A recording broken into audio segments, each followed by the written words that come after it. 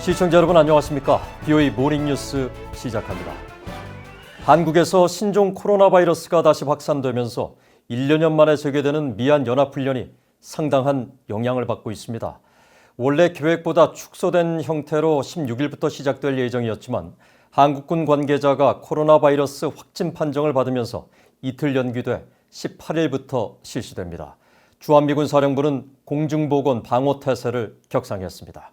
서울에서 정찬배 기자입니다. 한국합동참모본부는 신종 코로나 바이러스가 최근 갈수록 확산돼감에 따라 재반 여건을 종합적으로 고려해 연합지휘소 훈련을 이틀 연기하고 18일부터 열흘 동안 실시하기로 했다고 밝혔습니다. 이번 미한 연합훈련은 당초 16일부터 시작될 예정이었지만 훈련 참가를 위해 파견된 20대 육군 간부 한 명이 코로나 바이러스 확진 판정을 받으면서 훈련 시작 하루 전에 전격 연기된 것으로 전해졌습니다. 해당 간부와 밀접하게 접촉한 70여 명이 훈련에서 배제되고 대체 인원이 투입되면서 훈련 개시일이 늦춰진 것으로 알려졌습니다. 미국 본토와 괌, 오키나와 등에 있는 미군 대부분이 코로나의 영향으로 입국하지 못해 훈련 참가 인원이 감소되는 등 축소 실시될 예정이었는데 한국의 코로나 상황으로 다시 차질을 빚게 된 것입니다. 한국 전문가들은 현재 재확산하고 있는 코로나 바이러스를 제대로 막지 못할 경우 올해는 물론 상황에 따라서는 내년에도 훈련 일정이 조정되거나 규모가 대폭 축소되는 등 차질을 빚을 가능성을 지적했습니다. 구체적으로 내년에 지금 다시 상반기에 연합훈련이 지금 예정돼 있는데 그 연합훈련도 제대로 코로나19 상황이 해결이 안 되거나 코로나19가 확실히 줄어들지 않으면은 지금 같은 그렇게 또 축소 운영이 될 수밖에 없는. 이런 가운데 한국합동참모본부는 이번 연합훈련은 연합방위태세 유지에 중점을 두며 전시작전 통제권 전환 이후 미래 연합군 사령부 구조를 적용한 예행 연습을 일부 병행하게 될 것이라고 밝혔습니다. 당초 예정했던 전시작전 통제권 전환 준비를 위한 완전 운용 능력 FOC 검증을 대폭 축소해 예행 연습으로 일부 실시한다는 것입니다. 이에 따라 전작권 전환 2단계인 FOC가 올해 이루어지지 못하면서 내년으로 계획된 3단계 FMC 완전 임무 수행 능력 검증도 차질을 빚게 될 것이라고 한국 전문가들은 분석했습니다. 금년도 FOC 완전 운영 능력이 제대로 이루어지지 않음에 따라서 새로운 훈련을 내년 8월 이전에 하지 않으면 전작권 전환이 예정대로 추진되기가 어려운 상황에 놓였다, 이렇게 말씀드릴 수 있겠습니다. 이런 가운데 주한미군 사령부는 최근 한국에서 코로나 바이러스 확진 사례가 증가하고 있는 상황을 고려해 17일 오전 5시부터 한국 내 모든 미군 기지의 공중보건 방호 태세를 B등급인 브라보에서 C등급인 찰리로 한 단계 격상한다고 밝혔습니다.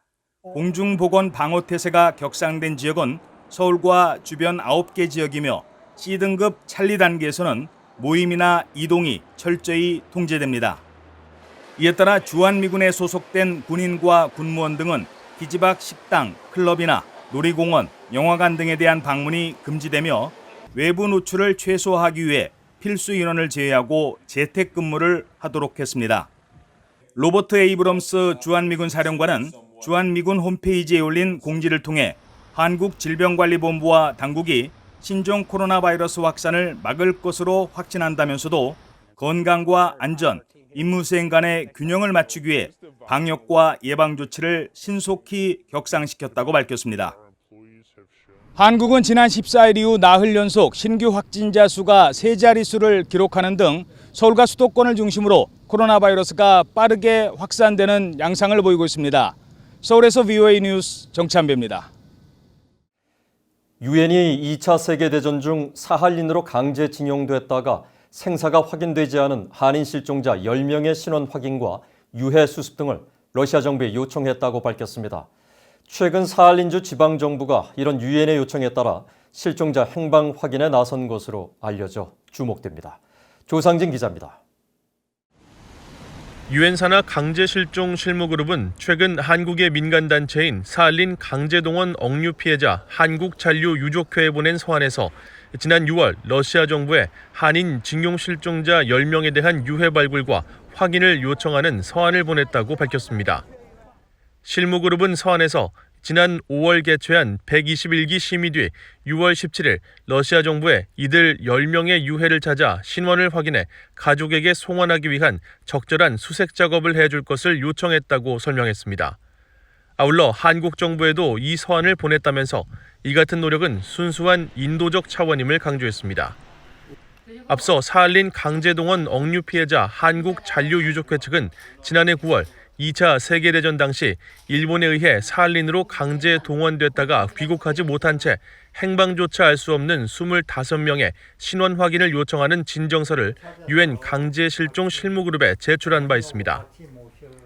유족회는 진정서에서 유엔이 이들 25명의 강제 실종 사실을 확인하고 러시아와 한국, 일본 등 관련국의 생사와 신원 확인, 유해 발굴과 봉환에 대한 협력을 촉구할 것을 요청했습니다.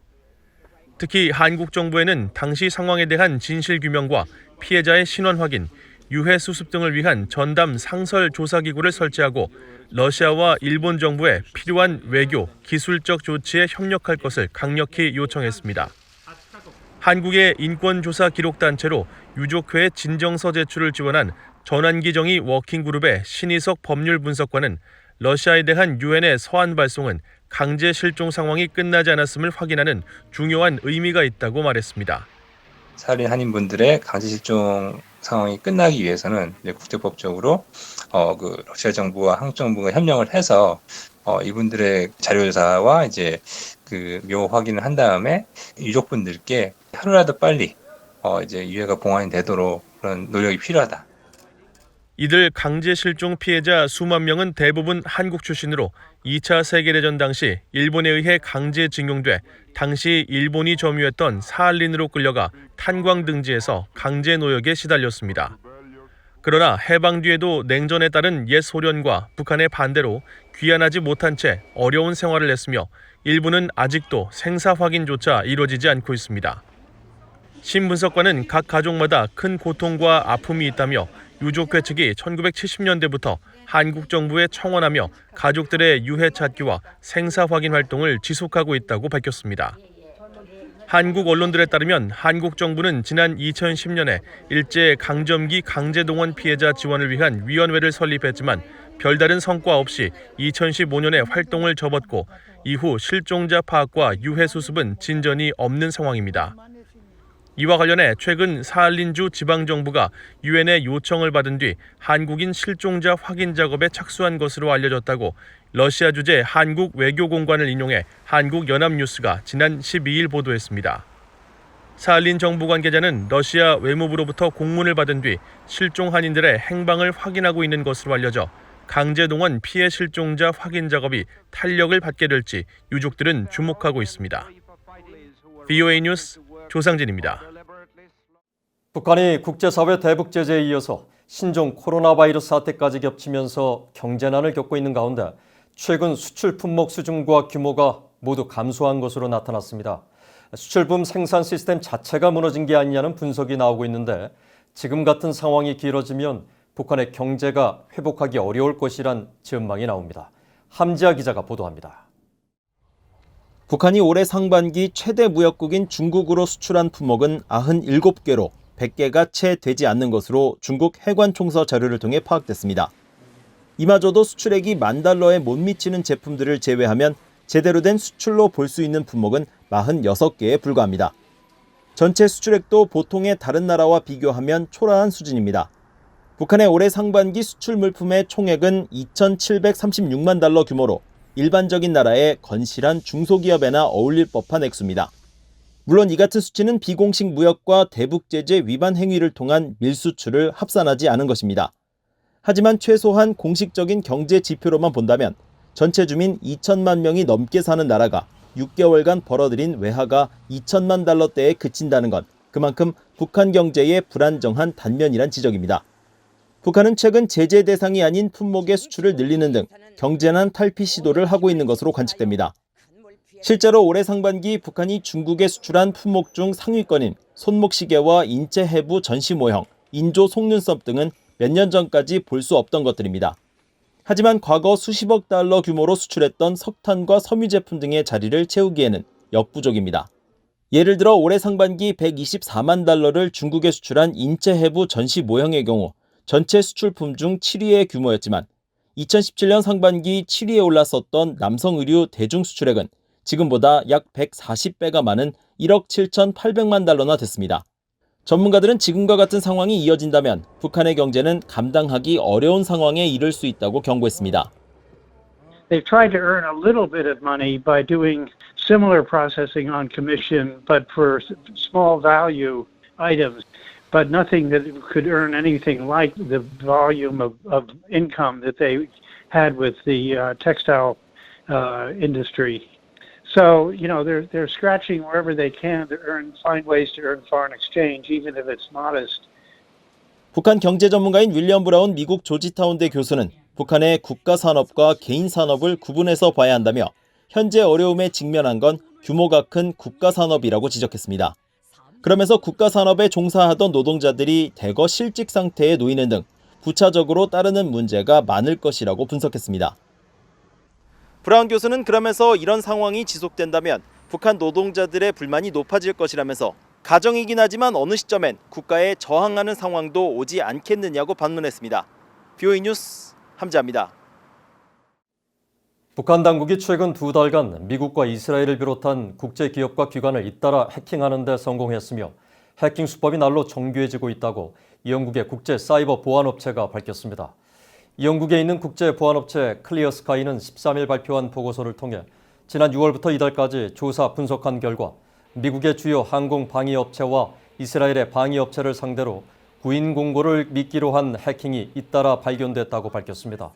그러면서 이들이 모두 북한 당국의 소행일 가능성이 매우 높다고 지적했습니다.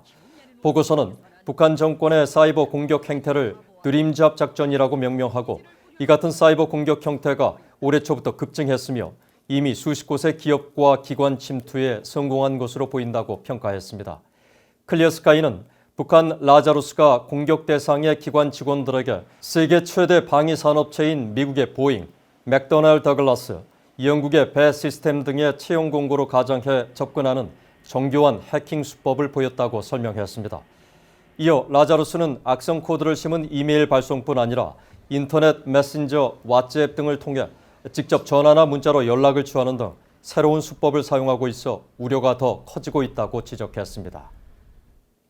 북한의 올해 인도주의 위기 수준이 전 세계에서 5번째로 심각하며 특히 신종 코로나 바이러스 사태에 더해 최근 폭우 피해로 더욱 심각한 상황에 직면해 있다고 스위스 비정부 기구가 밝혔습니다. 스위스 제네바에 본부를 둔 비정부 기구 ACAPS는 최근 공개한 전 세계 위기 심각성 지수 보고서에서 이같이 밝혔습니다. 이 단체는 전 세계 113개 국가의 인도주의 필요성과 접근성, 위기로 인한 영양 자연재해 등 30여 개 항목별 결과를 종합 분석한 결과 북한이 위기 심각성 지수에서 5점 만점에 4.1점을 기록해 전 세계에서 5번째로 심각한 인도주의 위기 수준을 기록했다고 밝혔습니다. 이 단체는 특히 지난 1일부터 6일까지 태풍과 집중호우가 북한에 영향을 미쳤다면서 인도주의 지원이 시급한 상황이라고 지적했습니다. 하지만 북한의 인도적 지원을 위한 접근이 제한돼 있고 피해 규모에 대한 정확한 실사가 이루어지지 않아 인도주의 환경과 접근성 등에서 문제가 심각하다고 평가했습니다.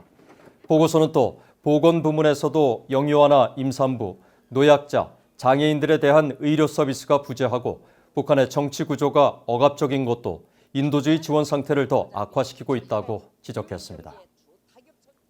북한의 핵무기 보유는 전 세계 안보에 실존적 위협이 되고 있으며 동북아 평화와 번영을 달성하기 위해선 미한일 3국 동맹을 더 굳건히 유지해야 한다고 미국의 한반도 전문가들이 지적했습니다. 미국 동서연구소의 윌리엄 파커 이사는 16일 한국에서 온라인으로 개최된 2020 원코리아 국제포럼에서 이같이 밝히고 북핵 보유를 막기 위한 수십 년간의 협상과 한국 정부의 대북 정책도 성공하지 못한 만큼 이제는 미국과 동맹국의 안보를 위해 명확한 조치를 취해야 할 시점이라고 말했습니다. 그러면서 군사력은 최후의 수단이지만 북한의 대량 살상무기 저지를 위해 모든 가능성을 고려해야 한다고 주장했습니다. 미국 헤리티지 재단의 설립자인 에드윈 필러 박사는 자유롭고 하나된 한반도를 위한 새로운 기회를 모색하고 동북아 평화 번영 달성을 위해 미한일 3국이 동맹을 더욱 공고히 해야 한다고 강조했습니다. 미국 주재 한국 대사를 지낸 안호영 한국북한대학원 대학교 총장은 지난해 통일 관련 지표가 하향세를 보였다면서 북한 정권이 지속적인 군사 도발로 한국을 위협하고 모욕적 언사의 반복을 중단하며 평화 통일로 나아갈 것을 촉구했습니다. 그러면서 한국 정치권도 포퓰리즘에 기대 자유와 민주주의, 인권 등 통일의 기본 가치를 해쳐서는 안 된다고 지적했습니다. 이상으로 BOE 모닝 뉴스를 마칩니다. 시청해주신 여러분 고맙습니다.